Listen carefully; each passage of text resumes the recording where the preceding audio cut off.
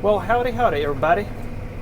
Welcome back to the channel. I know it's been, I don't know, a week or two since we last uploaded, but last year was not kind to us, and I uploaded one video after we got done planting and after our crops nearly all just kind of stood there and did nothing.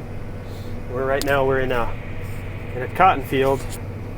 That was a cotton field last year. Is nothing but stalks and leftover cotton from last year that was just absolutely miserable, and we're shredding the stalks right now. I'm going to go put in some oats, and we got a little chance for rain next week, so we've got moisture. We just need about half an inch of rain to get it to the top to where the oats can sprout and start going down. But yeah, so last year was not a good year for us. We had a bit of an early freeze come in. Well, let me start over. Springtime. We started in the second week of May, and then I think it was the 10th or the 11th we got snow. Now the year before we didn't get snow, and we had 70 and 80 degree weather the end of April, I believe. So last year we got snow the 10th or 11th of May, and well, cotton likes to be in on or before the 15th of May, and then it likes to grow, because if it doesn't, it ends up looking like this after they harvest. All that white there was immature cotton bolls, and you'll see it everywhere, and it's just, that's money on the ground that did not get time to, or didn't have time to finish out. So yeah, after we planted, we got a lot of our stuff in, I think 3 days after the 15th, so 15th, 16th, 17th, and 18th, we got all of our crops in. The corn did phenomenal. Shoot, I think the farm averaged about 180 bushels, and we had some of our stuff that did well over 300. So we did really well in the corn. But with the genetics in corn, it can be cold outside and it'll still germinate and it'll grow. And especially, well, I had really good luck with Pioneer last year, and their stuff just performed phenomenal too. So that stuff worked good. But cotton, on the other hand, is a warm weather crop, and when it's, well, not warm outside, it doesn't do so well. But yeah, so we had a lot of ours that just sat there. It came out of the ground, it came out beautifully, and then we had a little bit of a cold spell, and it just sat there, and it did nothing for about a month. So yeah, last year was not pretty, but we're in 2020, and you know what people say, hindsight's 2020. Well, yeah, hindsight's 2020, literally. No, that was 2019. But anyways, okay, as I was rambling on there, I already did this once before, and then forgot to start recording, so I was talking to myself in a tractor for about 5 minutes.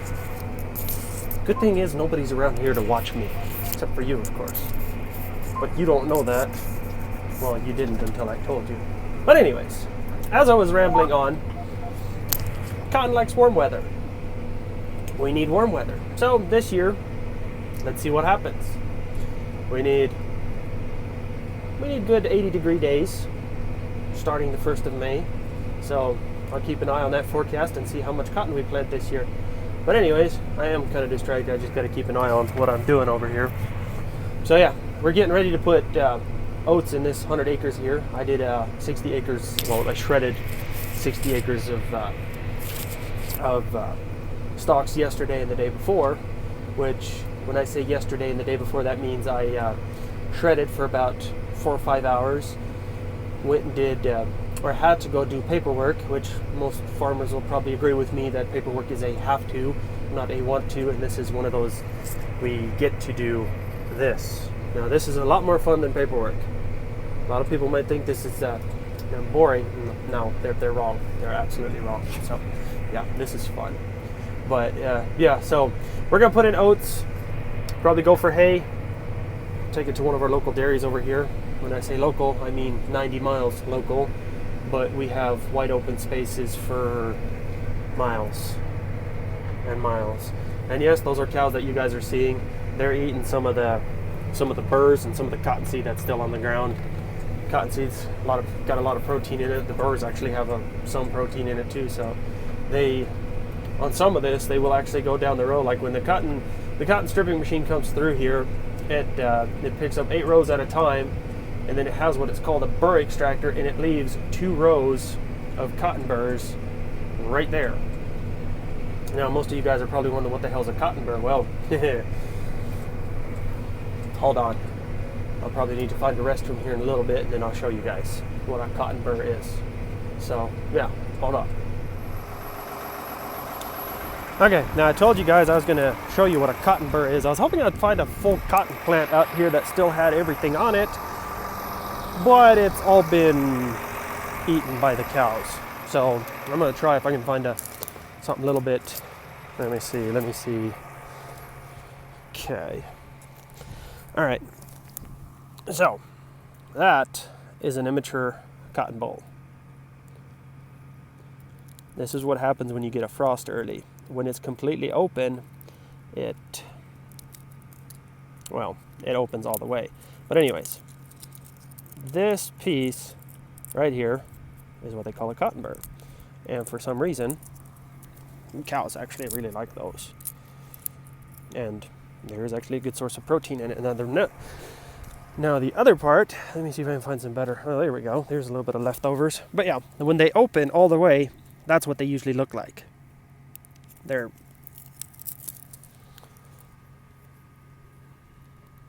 focus. See, they open all the way, and then of course the cotton doesn't string out like that unless you have some very weird varieties. But yeah, so the next thing they like that's your cotton wool. That's where most of your clothes, unless you're a heathen and you buy polyester. I'm just kidding. So yeah, see, that right there is a cotton seed. You can see how tiny that is. No, it's not very tiny, but those right there, they're used for a number of different things. But this is what we're after. The lint itself. That's where your blue jeans come from. It's where your cotton sweaters and all your fancy cotton stuff and everything that has cotton in it starts out as that. Of course, they clean the seed completely to where it's smooth, and then you put this in the ground, and then you get that. Now, some of you guys are going to go, holy crap, that's a lot of zooming in, but okay. Yeah, so there's your breakdown. Now, hopefully this year I'm going to do a video on start to finish on cotton, and let's see how bad the noise is on this. Oh yeah, most of you guys haven't seen my new to me tractor. So yeah, there's your little lesson of the day. To clarify, I do like my green equipment. I'm running, as you guys can see, picked this up at an auction a while back. It's a John Deere CX20 20-foot wide batwing shredder, double knife. Got it hooked to my 7280R that I also bought last year. So yeah, and this is what we use to clear the stalks. Yep, so anyways, I think I'm gonna wrap it up there. I'm gonna be doing this for another couple hours, and then I'm gonna keep my eye on the forecast. And if we see a little bit of rain, I hope so. We've got some chances. We're not in a very, very wet area. Rainfall here is usually about 15 inches a year, maybe. On a good year, you will get 30, but somewhere around 15-ish, I think, is what our average is out here. But yeah, if we get a little bit of rain, we're gonna be putting in some oats. And if we don't, we've got some wheat that we'll be cutting and baling, and hopefully I can show some of that. And hopefully I get to do that. Last year I had a lot of hay, but shoot, I didn't have enough to justify buying equipment, so I have a neighbor that did all my cutting and baling. So, but yeah, anyways, I think I'm gonna wrap it up there. Thank you for watching, guys. And yeah, this is gonna be my first official like, comment, and subscribe to the channel. If you like what you see, don't forget to hit the like button. And you guys don't have too much fun. If you do, give me a call and I'll try to join you. See you guys.